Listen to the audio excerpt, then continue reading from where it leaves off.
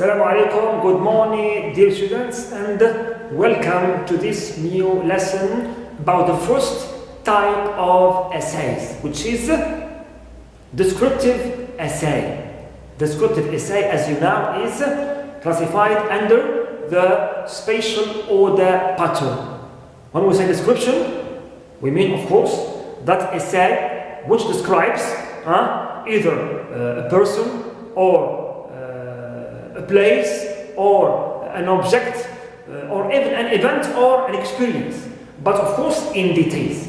Why in details? To form, through this detailed description, a clear image in the reader's mind about this element. It means we try to, we can say, enable the reader to perceive clearly what we are describing, and create a complete image in his mind through our details and our descriptions of this element part by part and element by element until the image is completed in his mind. Now, of course, here will be describe this element, whether person or something, and we try to create that image in his mind. Here we need to, as we are showing him, we need to show him. So description requires showing the reader, not telling him. As if you are coming to every part of this element and expose it to him. This is nice, this is black, this is green, this is tall, this is and so on. It means through our details and through our thorough depictions of this object part by part and element by element, as if you are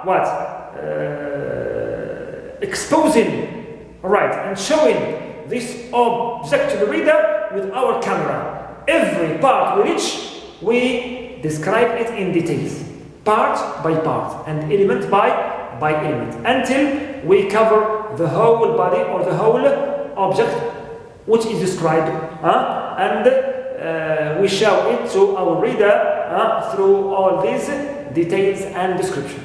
Clear? Now, if you want to have great description, and precise description and comprehensive description, you need here, of course, to use the senses. It means descriptive writing appeals to the senses. It means we need to show him how something looks, physical shape, how something sounds, for example, if we can, how it smells, how it sounds, don't know, and how it is, from its different sides and aspects.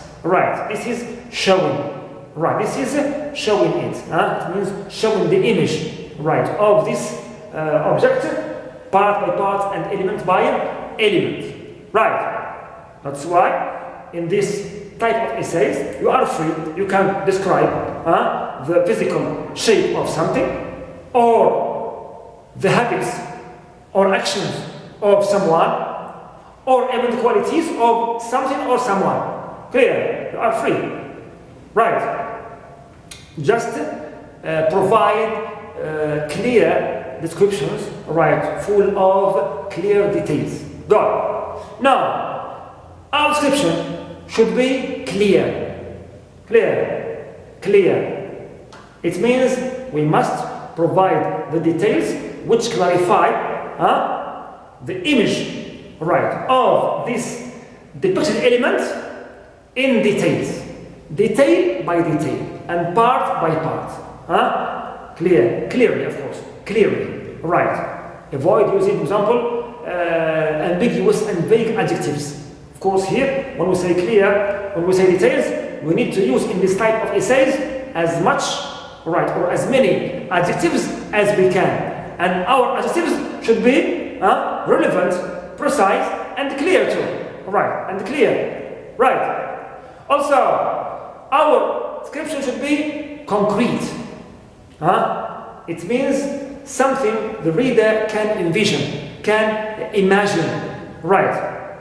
right, can perceive, can understand its types, its details, and don't address him, right, with something which is abstract, something he never heard of, or some adjectives that he can't understand, or, for example, they are far from his, you can say, perception, right?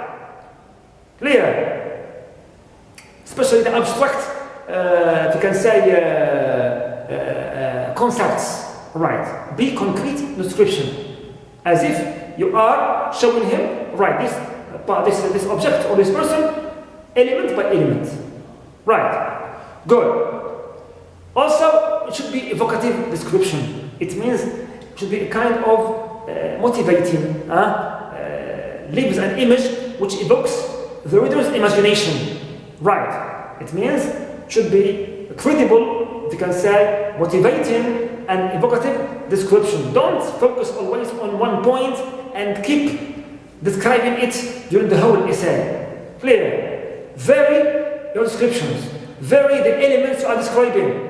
Clear? To make your essay motivating, to make description lively, vivid, right, and your image attractive to the reader. Clear? Also, this description should be plausible. It means believable. Means don't try to describe, for example, things or use certain details which are far from the reader's culture, reader's environment, reader's imagination, things he has never heard of. You are now on Earth, you tell him about, I don't know, something in space, using certain complex terms he never heard of. This is useless and pointless. Right. Something should be, right, scripture should be plausible, believable, right, things he can believe. For example, when he thinks about it, when he tries to create an image in his mind, he can do this. Right.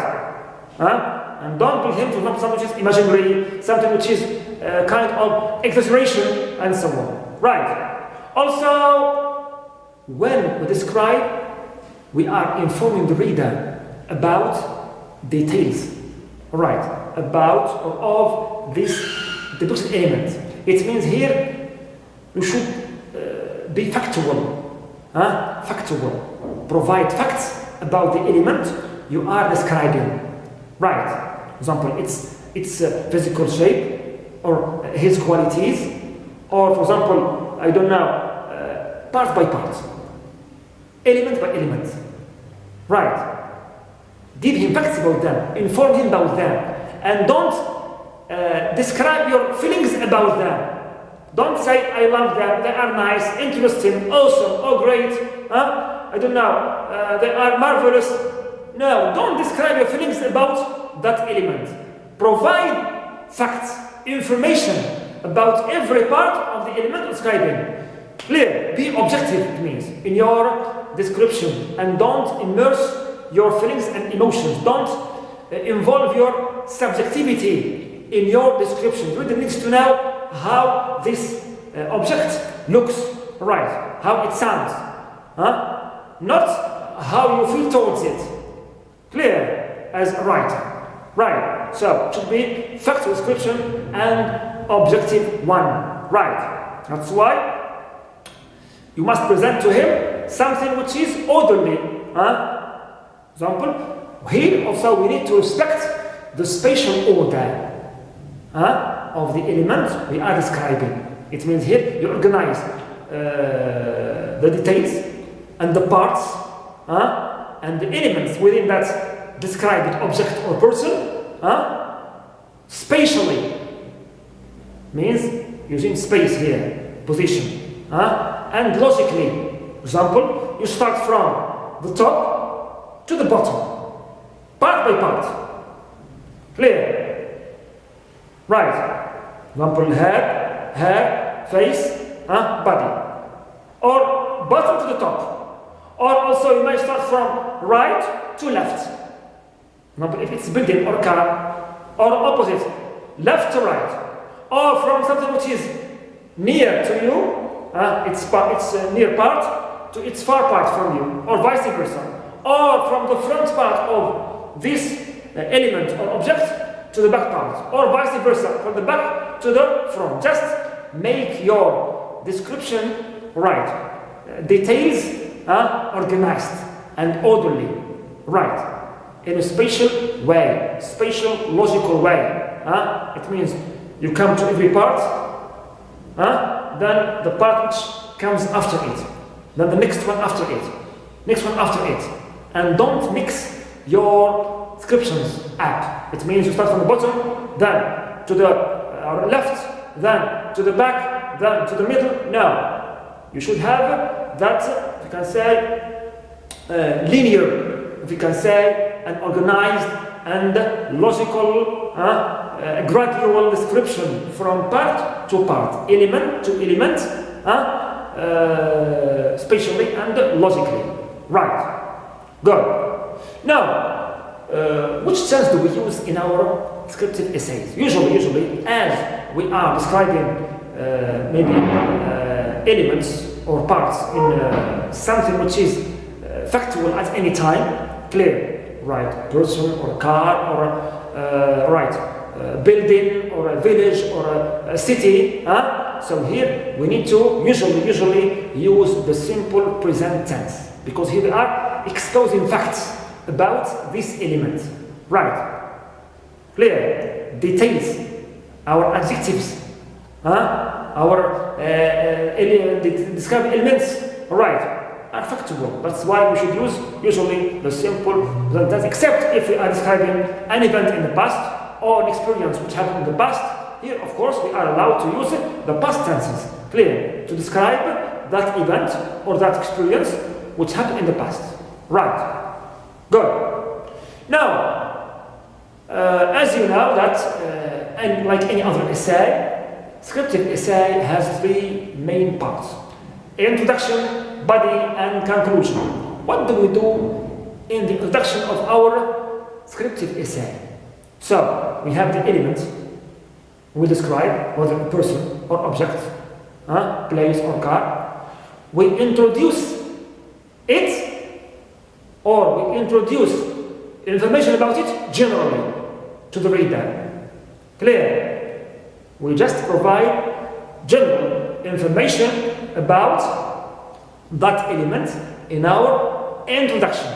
Clear? Without mentioning any details about it. Right. And at the end of our introduction, in the last sentence, which is called the thesis statement, here we specify. Last sentence, I should mention this, or the keyword of this element, the person or the object, car, place, clear. And inform the reader clearly that I will talk about its qualities, its features, his characteristics, right, its shape, its appearance, right, its traits. So these can be my main ideas, controlling ideas, right, clear. The last sentence, this statement of the introduction, I should be, if you can say, clear, right, and specify the element I will describe, right, and refer to the way of my development. Clear? Here you refer to the way of your development in this sentence. It means you will tell the reader that you will describe certain features, or the qualities, or the characteristics, clear, or the shape of this element in the coming paragraphs, in details, in the coming paragraphs, not in the introduction. Good. Now, in the body paragraphs, of course, as you know, we have as many body paragraphs as the number of the main ideas we have about this topic. So here, always try to focus on three major parts or three major elements, which are of course ordered spatially and logically in this thing you are describing. Right. And in every body paragraph, you describe only one of these parts or these elements in details. Example, I want to describe a person. I may focus on first his hair, second his face, and third his body, physical size or body. Alright. So here I have these three main points or major ideas, major parts, which are ordered especially hair, face, then physical body or build up. Right. So here I devote a paragraph for every part. Paragraph for the hair, paragraph, second one for the face, third one for his physical body. Alright. And of course, I start every paragraph with topic sentence, which includes this element I will detail, I will develop, I will describe in details in my paragraph. Clear? Good. For example, if you want also to, I don't know, speak about a person, describe him, you may devote a paragraph about, for example, his physical shape, and the paragraph, second one, about his moral qualities. But don't mix things up. Clear? If you want to describe a car, you may devote a paragraph, for example, about its external shape, appearance. Then, second paragraph about its internal, clear, features or shape from inside. The chairs, the steering wheel, and the other parts. Clear? Just be organized in your description, number one. Number two, try to come up with the appropriate elements and major points that can cover, usually, this depicted element to present a full picture to the reader about what you are describing. Clear? Describing. Now, at the end, of course, I'm going to conclusion. Right? Here, of course, we start first by restating statement of the statement, repeat the same content in the same words, clear, of our statement, and also summarize the main points. We mentioned by the paragraphs, just briefly, only briefly, and at the end of the conclusion, we may, come up with, comments, right, or express our impression about this, right, or come up with a recommendation, why to leave a good impression in the reader's mind about this depicted and described element, right, described element. Clear? Of course, we must think always about the unity of your essay and its coherence, mainly the use of transitions to relate the ideas as well as sentences. At the end, when you conclude, also you should start with a conclusion or in brief and so on. Clear? To make your essay well organized and coherent. Clear? Good. Now let's take an example about the descriptive essay. A simple example using simple language about descriptive essay. It's about my home village. Right. So, look here. My home village is a lovely place. It is where I had the best memories of my childhood. It's well known among the other villages, and its people have a good reputation. They are kind and generous, and its generosity is stemmed from the good nature of my home, or the nice nature of my home village. So all these are general information about my home village. I haven't started yet describing the details in it. Last sentence is what? It has a set, or my home village has a set, means group, of distinctive features that make it remarkable. So here I have mentioned my home village as my topic and its features as my concerning idea. It means the reader now can know easily and clearly that I will describe the features of my home village. And this essay is descriptive. Clear? First, by the paragraph, first, the scenery is fascinating and breathtaking. I will first describe the scenery, landscape, the natural view or scene in my home village. Number one, this is the first part I will describe. The fact that most of it is green and belongs to the countryside adds special flavor to its beauty. Most lands are farms and dyed with the different colors of spectrum. Besides to the parks, which are full of colorful roses and flowers that smell great. You see, you have here colors, eyesight, use senses, and smell great. Flowers, I use also the smell, smelling, sense. Clear, I have used here senses in my descriptions, and always use many adjectives, right, in your descriptions. Second, my hometown has mild weather. Second main idea in my essay is its weather, mild weather. Neither cold nor hot during the whole year. The sun is always shining, allowing people to enjoy nice times all the day. Its fresh weather has a good impact on people. They are active and energetic. Its summer is a bit hot, but the green plants everywhere renders its heat gentle and bearable. You see, first main idea, scenery. Second main idea, weather. Third main idea is water sources. Moreover, the multiple water sources contribute to the charm of its beauty.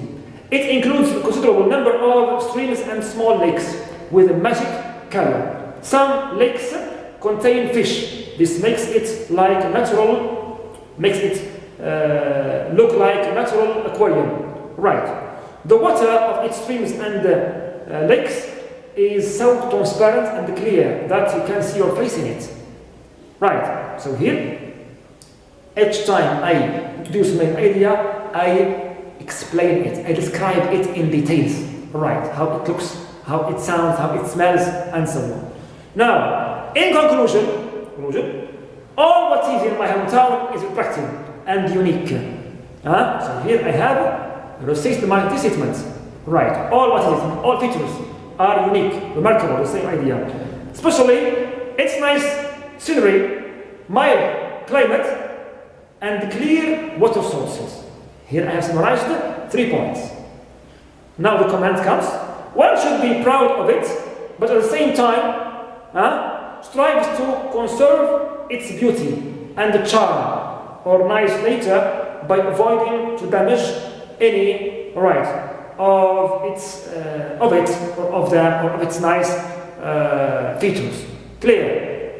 So here I have restated, summarized my points, finally gave a recommendation or comments about how to preserve and conserve my home village.